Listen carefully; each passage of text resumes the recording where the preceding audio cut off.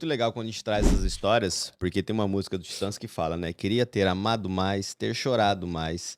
E você teve o processo todo, né? De chorar, de viver. E isso, é como eu digo, é uma forma de ter fortalecido você até aqui, né? Isso te Cheguei no fundo ajudou do muito pra. poço. Cheguei Exatamente. no fundo do Conta pra poço. gente, então, como que foi essa fase antes? Talvez até por esse motivo teu pai, de certo, ficava pensando, mas será que ela vai dar conta? Gente, Será eu que ela era a não vai ovelha da dar? negra da família. Não queria falar, mas assim, eu era a ovelha negra da família. Eu fui pro lado da bebida. Ah, olha Olha. só. Isso com quantos anos? Eu comecei a beber com 14. Caraca. Eu comecei a beber com 14. E aí minha mãe veio falecer em 2005 por câncer. E aí eu entrei num looping. Eu entrei num looping e a bebida acabou sendo a minha muleta, Sua válvula de escape. minha válvula de escape pra lidar com tudo.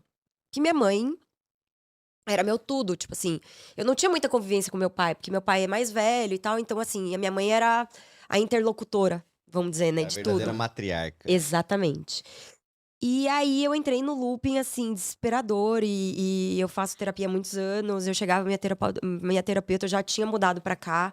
Porque antes eu entrei na faculdade, eu entrei no interior de São Paulo, em São João da Boa Vista, que era uma das melhores faculdades pagas de medicina veterinária, em São João da Boa Vista, na FEOB. E aí eu passei lá, e aí eu tava cursando lá, eu tinha cursado um ano e pouquinho, um ano e meio.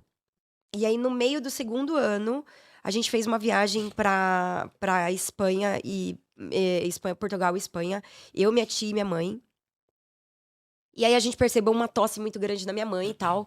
E aí eu falei pra minha tia, eu falei, tia, tem alguma coisa estranha. Porque minha mãe era agente de viagem, ela acordava às 7 da manhã, dormia à meia-noite, porque ela queria aproveitar tudo pra indicar pras pessoas, etc, etc.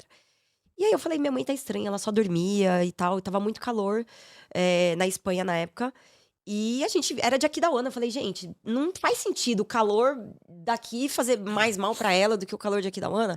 Não fazia muito sentido. E aí eu liguei pra minha prima, que é médica, eu falei, cara, não deixa minha mãe ir embora sem ela fazer os exames. Aí a gente voltou, ela fez os exames. Até a gente teve um acidente em Madrid, na última semana a gente teve esse acidente em Madrid. Um caminhão bateu na traseira do carro. E aí ela foi fazer tipo um check-up por causa minha prima deu essa desculpa de fazer um check-up por causa desse acidente. E aí, quando ela foi ver, ela tava com um pulmão inteiro de água e o outro a metade. E aí, quando foram fazer biópsia da água, ela já tava com metástase. Puxa vida. Exatamente. Era um sarcoma, era um miosarcoma super agressivo, que acontece de 1 em 1 milhão. E aí, aquilo lá caiu como uma bomba, assim, Todo mundo. em todo mundo.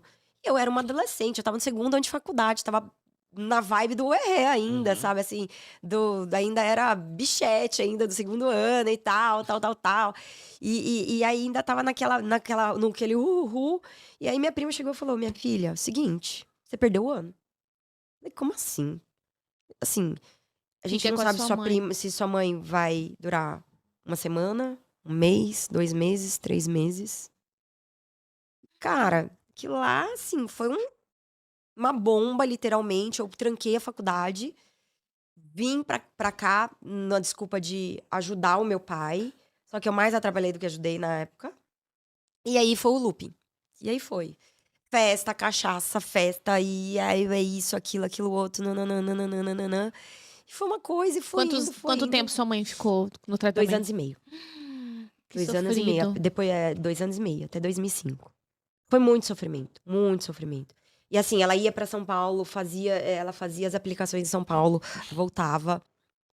Então, assim, foi um processo muito doloroso. E foi um processo doloroso pra todo mundo. Então, assim, literalmente eu cheguei no fundo do poço. Literalmente. Eu falo que cada um tem o seu fundo do poço. E eu cheguei no meu. Eu cheguei no meu. E foi de lá que eu, em 2011... Em que momento você conseguiu entender que você tava pra subir de novo? Eu tive ajuda.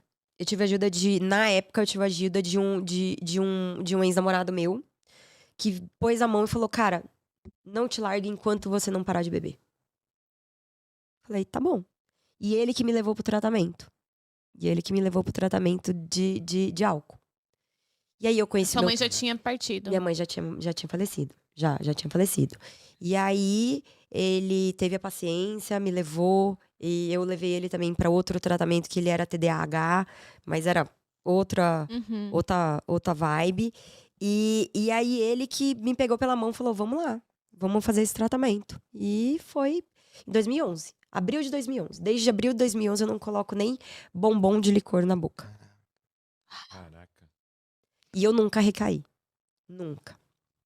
Então, assim, quando eu fui conhecer o meu quando eu fui conhecer o meu tutor, ele fala assim: "Muitas pessoas levam anos pra ter o insight que você teve, e você teve naturalmente. E tem pessoas que levam a vida inteira e não têm esse Cara, e é insight". tão bom quando você traz esse tipo de história pra gente, porque muitas pessoas que às vezes estão assistindo estão passando pelo mesmo problema, mas não tem força, não tem coragem de tratar e tem medo de expor. Não, eu não Isso é tenho, eu tenho zero, hoje, com a exposição que eu tenho, eu falo, eu espero que minha história mude Sem dúvida vidas. alguma vai mudar. Tá Porque, mudando. assim, nunca, eu falei isso outro dia numa palestra que eu dei para uma escola.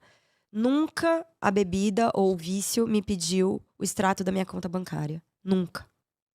Ou seja, não existe posição social pro vício. Não existe. Entendeu? Então, assim, por muito tempo as pessoas me olhavam e eu era a pobre menina rica.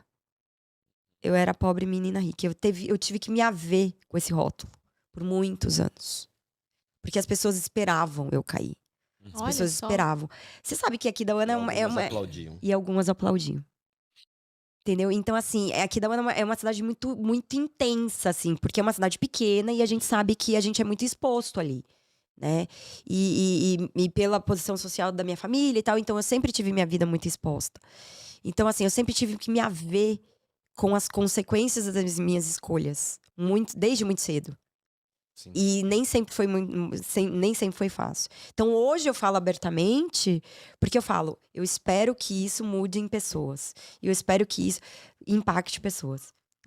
O nosso bloqueio, ele tá totalmente relacionado com o nosso propósito. Então, você pode ter certeza que isso faz parte da minha vida também. Meu pai, né, é alcoólatra e ele também, quando decidiu parar de beber, há mais de 40 anos atrás, ele até hoje nunca mais teve que ir para São Paulo, ficou internado numa clínica, na Rendal, um mês.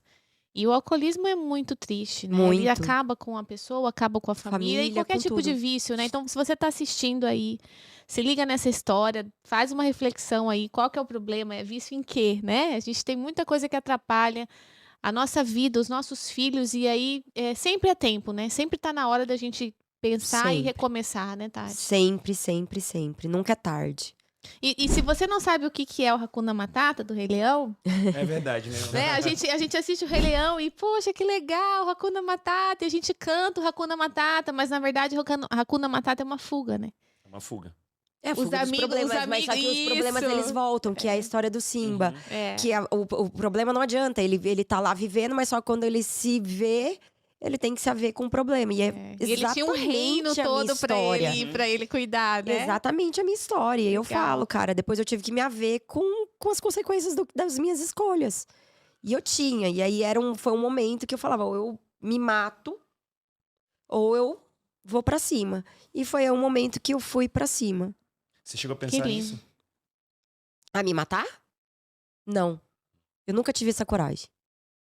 Mas, assim, eu nunca tive. Assim, eu Nunca sempre. pensou nisso. Nunca pensei. E quando vinha, eu falava, não, Sim. entendeu?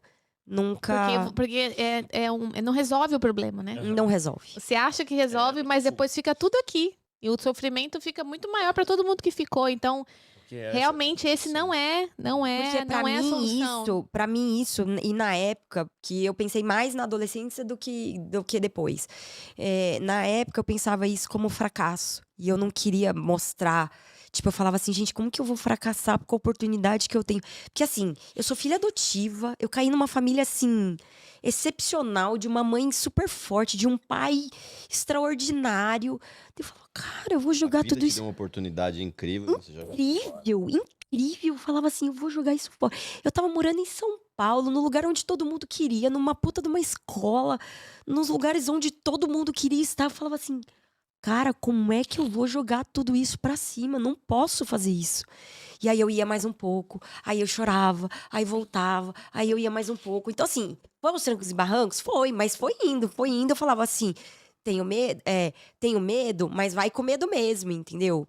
Então, Esse é o Cara, caminho, obrigada, né? Tati, por você ter compartilhado. Demais, E assim, muito bom. peça ajuda, né? O caminho é esse, gente, né? não tenha medo de pedir ajuda. Não tenha medo. Ajuda não quer dizer que você é fraco, não quer dizer.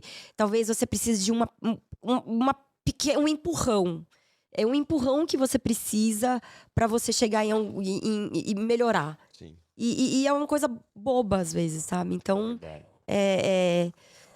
mas Pedir ajuda é um ato de coragem de de nobreza. Eu Isso. acho que é um ato de nobreza.